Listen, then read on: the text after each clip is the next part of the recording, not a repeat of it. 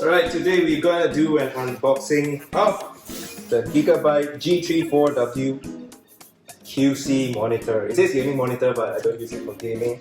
You ready?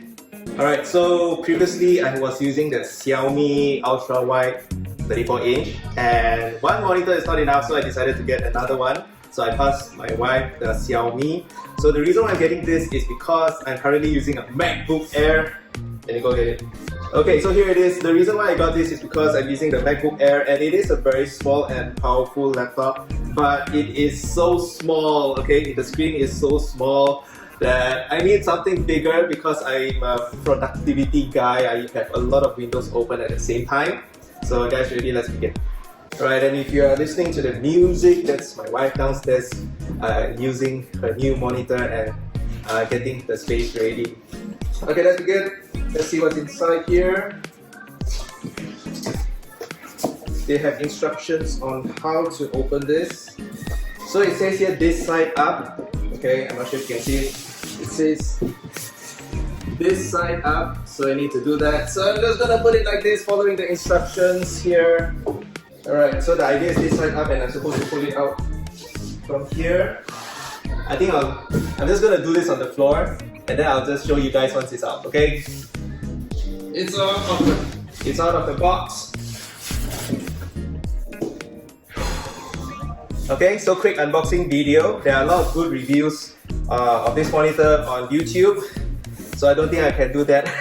But here's a quick unboxing just to show you what's inside. You have the stand.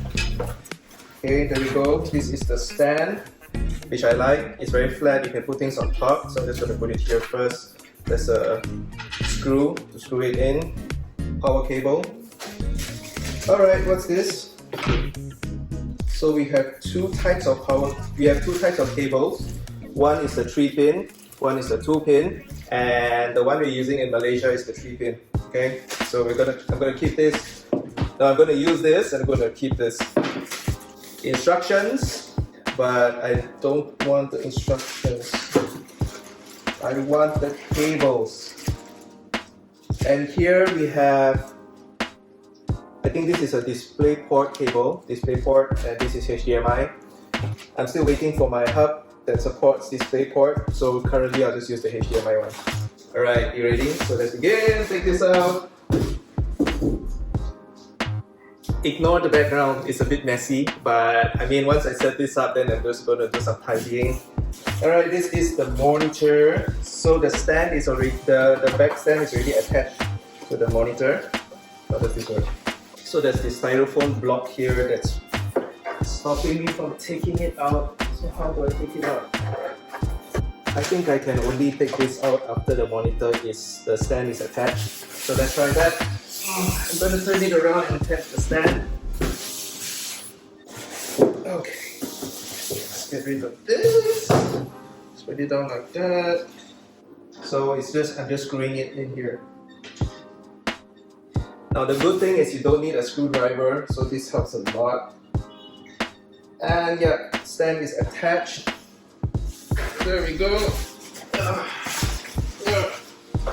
So you're seeing it first. Now it's my turn to see it. So we still need to get the styrofoam piece out. Okay. Ooh. This is a tough one. This is a tough one. Okay, so the monitor is out here. So I just need to put it where I want it to be. Here.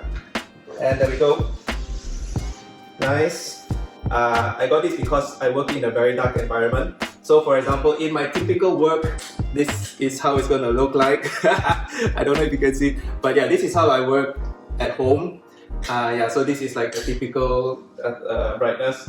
So the reason why I got this is because the contrast is good. It's good for, you know, nighttime use or dim lighting. So this is why I got it. And yeah, so it is a VA panel. That means if you're looking it in front, it's okay. If you're seeing from the side, then it's not that good. So it doesn't matter because I'm the only one using it. Okay, I'm going to set this up and let's see how things go, okay? The scariest thing about getting monitors online is dead pixels. So fingers crossed. I hope everything is good. No dead pixels, so I don't need to worry about that. So for this round, I'll be using the HDMI cable, but once I got a dock that supports DisplayPort. So once I get that, then I will be using the DisplayPort cable because that will give a better image quality. Dongle, I got this for 400 ringgit. Don't spend so much money on this.